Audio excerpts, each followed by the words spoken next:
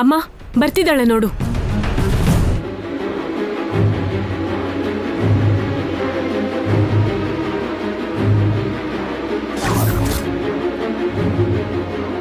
ಏನಾಯ್ತು ಯಜಮಾನ್ರೆ? ಇದು ಹಾವಿನ ಚರ್ಮ. ಹಾವು ತನ್ನ ಚರ್ಮನ ಸುಲಿಬೇಕಾದ್ರೆ ನಾನೇ ನನ್ನ ಕಣ್ಣಾರೆ ನೋಡ್ದೆ. ಈ ಚರ್ಮ ನಿಮ್ಮನೇಲಿ ಸಿಕ್ಕಿದ್ದು.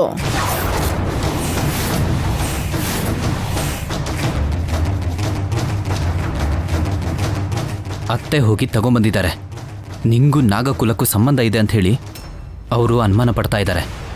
ಇದೇನಾದ್ರೂ ನಿಜ ಆದ್ರೆ ಆ ಹಾವು ಪೊರೆ ಬಿಟ್ಟಂಗೆ ನೀನು ನನ್ನ ಕೈಯಲ್ಲಿ ಪ್ರಾಣ ಬಿಡ್ತೀಯಾ?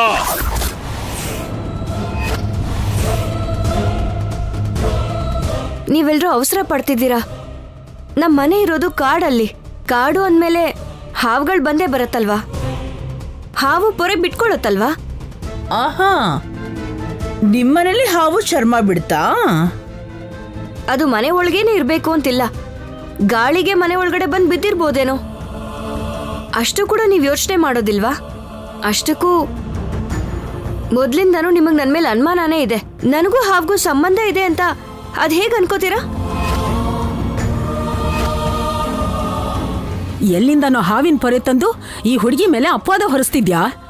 ಇದು ಒಳ್ಳೆ ಪದ್ಧತಿ ಅಲ್ಲ. ಇವಳ ಮಾತನ್ನ ಮನ್ಸಿಗೆ ಹಚ್ಕೋಬೇಡ ಪುಣ್ಯ. ಅಡುಗೆ ಮನೆಗೆ ಬಾ.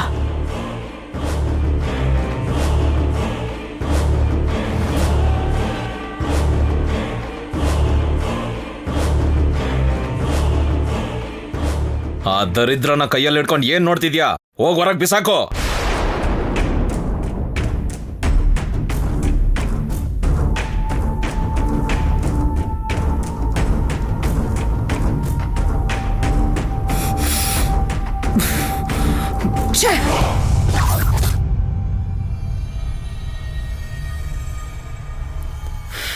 ಪುಣ್ಯ, ಪುಣ್ಯ. ಏನಮ್ಮ? ಅನಿರುದ್ಧ್ಗೆ ತಲೆನೋವಾಗ್ತಿದ್ಯಂತೆ. ಹೋಗು, ಈ ನೀರ್ ಮತ್ತೆ ಟ್ಯಾಬ್ಲೆಟ್ ಕೊಟ್ಬಾಮ್ಮ. ತಲೆನೋವು ಮಾತ್ರೆ ಕೊಡ್ತಾ ಇದ್ದೀರಲ್ಲ ಅಮ್ಮ. ನಿಮ್ ಕೈಯಾರೆ ಒಳ್ಳೆ ಕಾಫಿ ಮಾಡ್ಕೊಡಿ. ಅರ್ಧ ಗಂಟೆಲಿ ತಲೆನೋವು ಮಾಯ ಆಗೋಗತ್ತೆ. ನನ್ ಬೆರ್ಸೋ ಕಾಫಿ ಅಷ್ಟ್ ಚೆನ್ನಾಗಿರುತ್ತಾ? ಹೌದು ಅಮ್ಮ, ನೀವ್ ಮಾಡೋ ಕಾಫಿಯಲ್ಲಿ ಇಷ್ಟು ಸಂತೋಷ, ಇಷ್ಟು ಪ್ರೀತಿ ಇರತ್ತಲ್ವಾ, ಅದಕ್ಕೆ.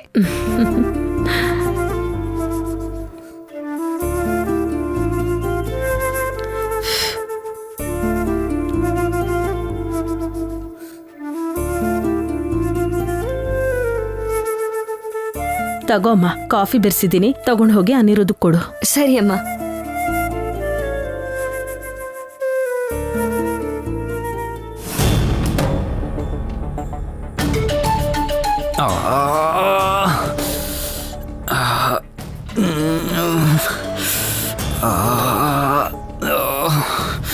ಅಮ್ಮ,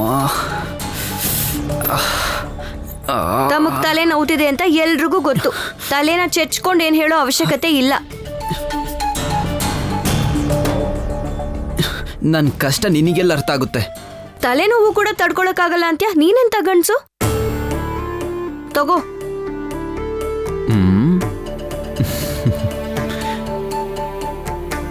ಇದ್ರಲ್ಲಿ ಬರೀ ಕಾಫಿ ಪುಡಿ ಮತ್ತೆ ಸಕ್ಕರೆನೇ ಕಾಣಿಸ್ತಾ ಇದೆ. ಇದ್ರ ಜೊತೆಗೆ ನಿನ್ ಮುಖದಲ್ಲಿ ಸ್ವಲ್ಪ ನಗು, ಹಾಗೆ ಸ್ವಲ್ಪ ನಾಚಿಕೆ ಇದ್ರೆ ತುಂಬಾ ಚೆನ್ನಾಗಿರುತ್ತಲ್ವಾ? ಸಾಯಿಸ್ಬಿಡ್ತೀನಿ ಅಷ್ಟೇ ಈಗ. ಇದನ್ನೇನ್ ಶೋಭನ ಅನ್ಕೊಳ್ತಾ ಇದ್ಯಾ? ತಗೋ, ಕುಡಿ. ಅಬ್ಬಾ, ಕೋಪ ಬಂದ್ಬಿಡ್ತು.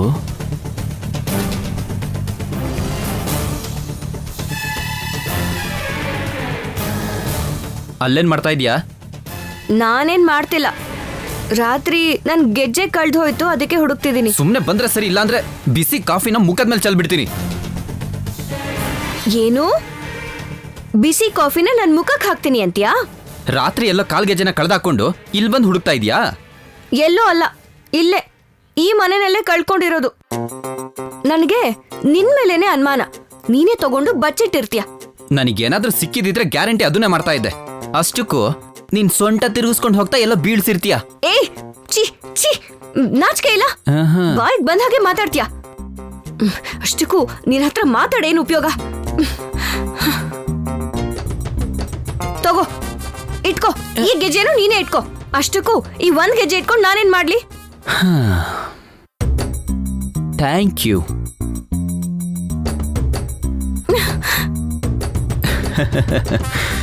ಏಯ್, ನಮ್ ಭಾವನ್ ಜೊತೆ ನೀನೇನೆ ಮಾತಾಡ್ತಿದ್ಯಾ? ತಲೆ ನೋವ್ತಿದೆ ಅಂದಿದ್ದು ಕಾಫಿ ತಂದ್ಕೊಟ್ಟೆ. ನನಗೆ ಹೇಳಿದ್ರೆ ನಾನು ತಂದ್ಕೊಡ್ತಿದ್ದೆ ಅಲ್ವಾ? ನನಗ್ ಹೇಳಿದಕ್ ನಾನ್ ತಂದ್ಕೊಟ್ಟೆ, ನಿನಗ್ ಹೇಳಿಲ್ಲ ಅಲ್ವಾ? ಅಂದ್ರೆ ಅಂದ್ರೆ ಏನೇ ನಿನ್ನ ಉದ್ದೇಶ? ನನ್ ಭಾವ ನನಗೆ ಹೇಳ್ಬಾರ್ದಾ? ಏನಕ್ಕೆ ಜಗಳ ಮಾಡ್ತಾ ಇದ್ದೀರಾ? ನಾನೇನ್ ಜಗಳ ಆಡ್ತಿಲ್ಲ, ಹೀಗಂದ್ರೇನೆ ಕೋಪ ಬರೋದು. ನಮ್ಮ ಮನೇಲಿದ್ದು ನನಗೆ ಹೇಳ್ತಿದ್ಯಾ? ಸ್ವಲ್ಪ ಸುಮ್ಮನೆ ಇರಿ.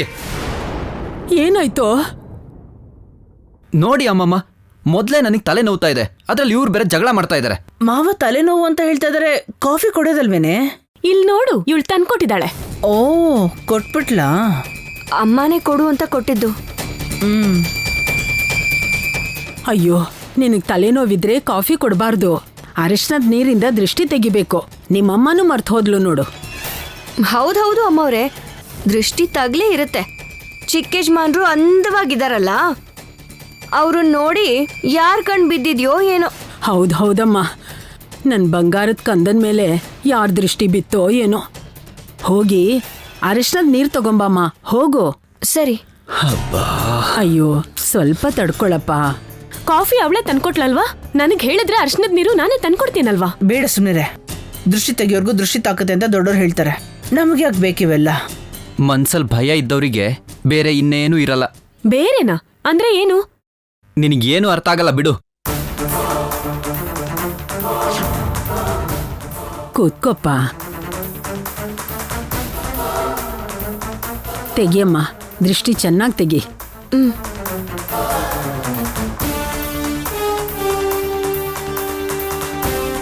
ನಾಯಿ ಕಣ್ಣು, ನರಿ ಕಣ್ಣು, ಮನೇಲಿರೋ ಎಲ್ರ ಕಣ್ಣು, ಎಲ್ಲ ದೃಷ್ಟಿನೂ ಹೋಗ್ಲಿ. ಏಯ್, ಸರಿಯಾಗಿ ತೆಗಿ. ಮೊದಲೇ ನಾನು ಸುಂದರವಾಗಿದ್ದೀನಿ, ಯಾರ್ಯಾರ ಕಣ್ ಬಿದ್ದಿದ್ಯೋ ಏನೋ. ಸಾಕು ಬಿಡ.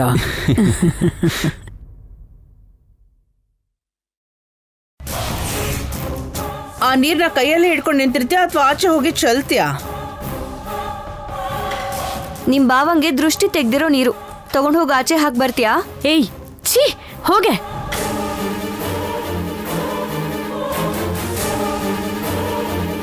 ನೋಡ್ತೀಯಮ್ಮ ಅವಳಿಗೆ ಎಷ್ಟು ಕೊಬ್ಬು?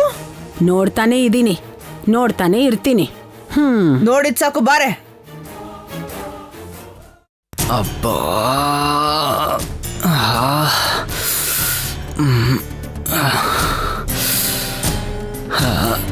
ಅಬ್ಬಾ, ಏನ್ ತಲೆನೋವಪ್ಪ ಇದು.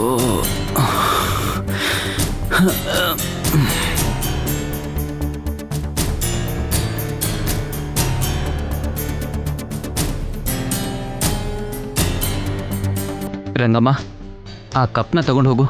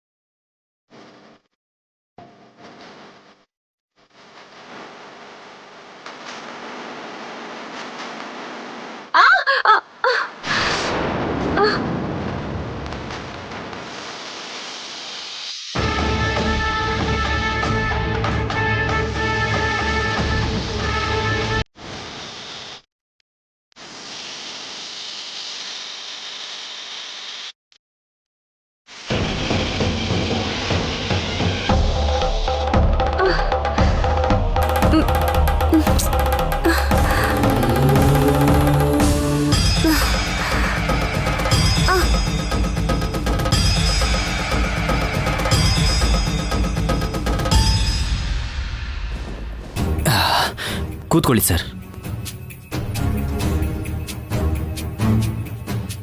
ನೀವಿಲ್ಲಿರೋಷ್ಟು ದಿನದವರೆಗೂ ನಿಮಗೆ ಯಾವುದೇ ತರಹದ ತೊಂದರೆ ಆಗಲ್ಲ. ಆದರೆ ನೀವು ಏನಾದರೂ ಇಲ್ಲಿ ಹಾವಿನ ಬಗ್ಗೆ ಮಾತಾಡಿದ್ರೆ ಸರಿ ಇರಲ್ಲ. ಅಫ್ಕೋರ್ಸ್, ಅದನ್ನು ನಾನು ನಿನ್ನ ತಂದೆಯವ್ರ ಮಾತಲ್ಲೇ ಗಮನಿಸಿದೆ.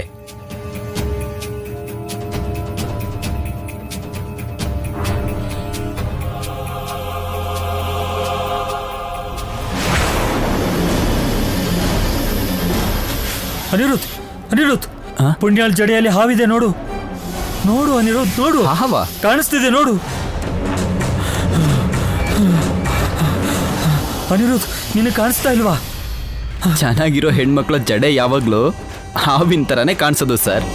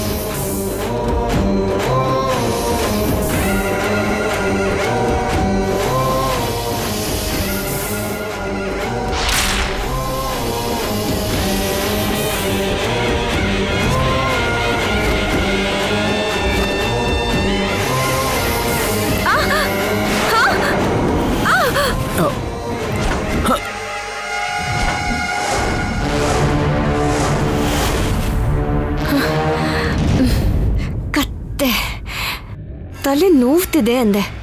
ತಲೆ ಹರಟೆ ಮಾಡಿದ್ರೆ ಸಾಯಿಸ್ಬಿಡ್ತೀನಿ.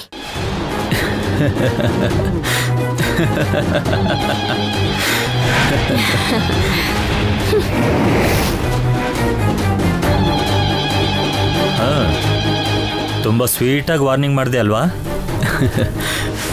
ಅವಳೇ ಒಂಥರ ಸ್ವೀಟ್ ಸರ್.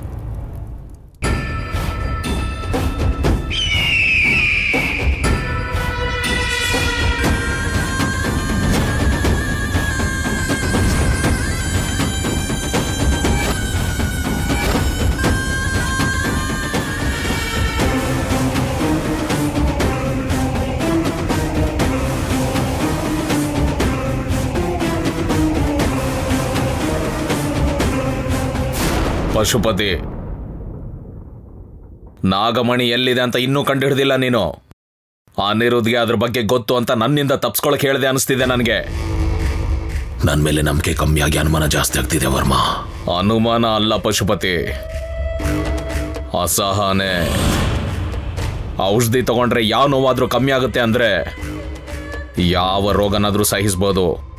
ಆ ನಾಗಮಣಿಗೋಸ್ಕರ ಕಾದು ಕಾದು ಕಾದು ನನ್ನ ಉಸಿರನ್ನೇ ನಾನು ತಡ್ಕೊಳಕ್ ಆಗ್ತಾ ಇಲ್ಲ. ನಿನ್ ಕೈಯಿಂದ ಆಗಲ್ಲ ಅಂದ್ರೆ ಹೇಳು, ನನಗಿನ್ಮೇಲೆ ಕಾಣಿಸೋಕ್ ಹೋಗ್ಬೇಡ. ನಾನೇನು ಮಾಡೋಕ್ಕಾಗ್ತಿಲ್ಲ ಅಂದ್ರೆ ನಿಮ್ಮ ಕಡೆಯವರೇ ನನ್ನ ತಡೀತಿದ್ದಾರೆ ಅಂತ ಅರ್ಥ ಮಾಡ್ಕೋ. ನನ್ನ ಕಡೆಯವರ? ಯಾರೋ ಹೊರಗ್ನವರಲ್ಲ, ನಿನ್ನ ಕಡೆಯವರು, ನಿನ್ನ ಕುಟುಂಬದವರು. ನನ್ನ ಕುಟುಂಬದವ್ರು ಯಾವಾಗ್ಲೂ ನನ್ನ ಆಜ್ಞೆ ಮೀರಲ್ಲ. ನೀನ್ ಈ ತರ ಮಾತಾಡೋ ಅವಕಾಶನೂ ಕೊಡಲ್ಲ. ಹೇಳಿದ್ರು ಕೇಳಲ್ಲ. ಅದಕ್ಕೆ ನಿನಗೆ ತೋರ್ಸೋಣ ಅಂತ ನಿನ್ನ ಕರ್ಕೊಂಡ್ಬಂದಿದ್ದೀನಿ ವರ್ಮಾ. ನೋಡು.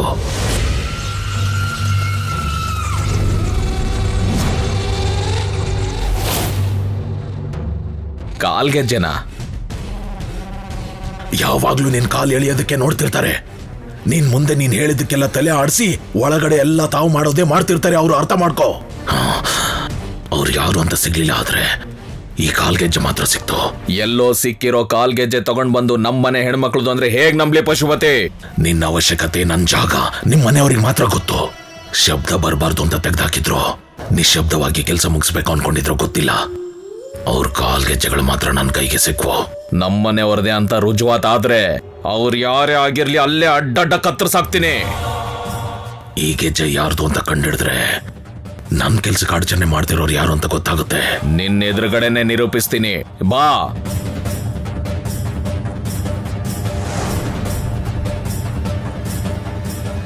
ಎಲ್ಲಿದ್ದೀರಾ ಎಲ್ರು? ಬನ್ನಿ ಎಲ್ರು. ಏನ್ರಿ?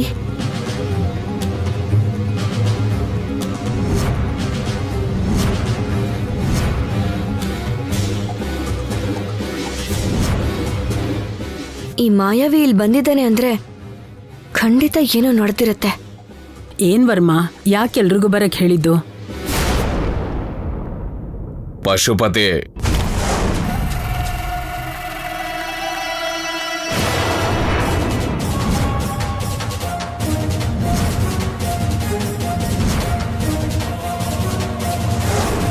ಬರೀ ಕಾಲಲ್ಲೇ ಕಾಡೆಲ್ಲ ತಿರುಗಾಡ್ತಾಳೆ ಇವಳು.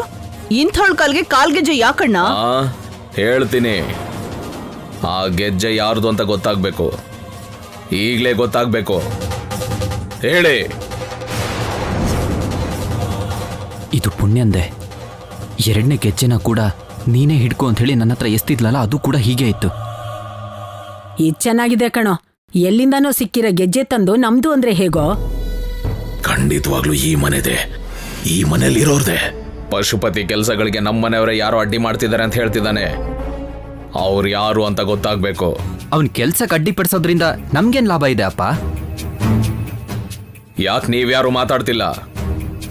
ಅಯ್ಯೋ, ನನ್ ಕಾಲ್ಗೆಜ್ಜೆ ಅಲ್ಲ ರೀ. ಇಲ್ ನೋಡಿ, ನನ್ ಕಾಲ್ಗೆಜ್ಜೆ ನನ್ ಕಾಲಲ್ಲೇ ಇದೆ.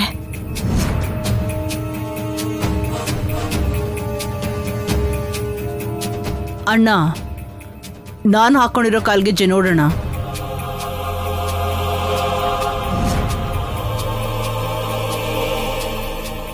ನನ್ನ ಹತ್ರ ಇರೋದು ಆ ಥರ ಗೆಜ್ಜೆ ಅಲ್ಲ, ಅದು ಓಲ್ಡ್ ಫ್ಯಾಷನ್ ಮಾವಯ್ಯ.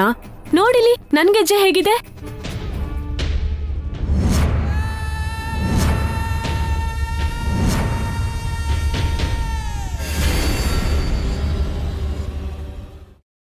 ಈಗ ಮಿಕ್ಕಿರೋದು ಪುಣ್ಯ.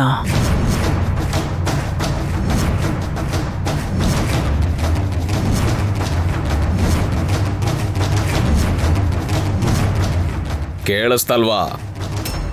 ತೋರ್ಸು ನಿನ್ ಕಾಲು. ಕೇಳ್ತಾ ಇದಾರೆ ತಾನೆ, ತೋರ್ಸೋ. ತೋರ್ಸಮ್ಮ ನಿನ್ ಕಾಲ್ಗೆಜ್ಜೆ.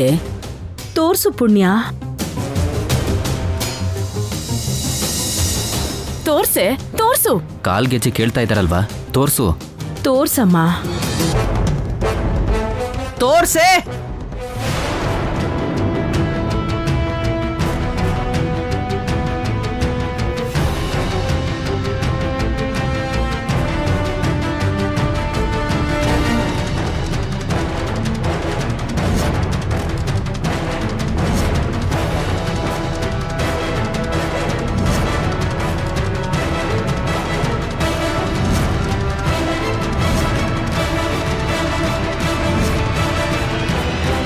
ಒಂದ್ ಹೋದ್ರೆ ಒಂದಿರತ್ತೆ, ಆದ್ರೆ ಎರಡು ಕಾಲಲ್ಲೂ ಗೆಜ್ಜೆನೇ ಇಲ್ವಲ್ಲ. ಪುಣ್ಯ, ನೀನ್ ಕಾಲ್ಗೆಜ್ಜೆ ಹಾಕೋತಿಯಲ್ಲ? ಈಗ ಈ ಸಂಶಯದಿಂದ ಎಲ್ರೂ ಪಾರಾಗಿರ್ಬಹುದು. ಆದ್ರೆ ಈ ಕಾಲ್ಗೆಜ್ಜೆ ಯಾರ್ದೋ ಅವ್ರನ್ನಂತೂ ನಾನು ಎಲ್ರ ಮುಂದೆ ತಂದು ನಿಲ್ಸ್ತೀನಿ. ಅಲ್ಲಿ ತನಕ ಈ ಗೆಜ್ಜೆ ನಿನ್ನ ಹತ್ರನೇ ಇರಲಿ.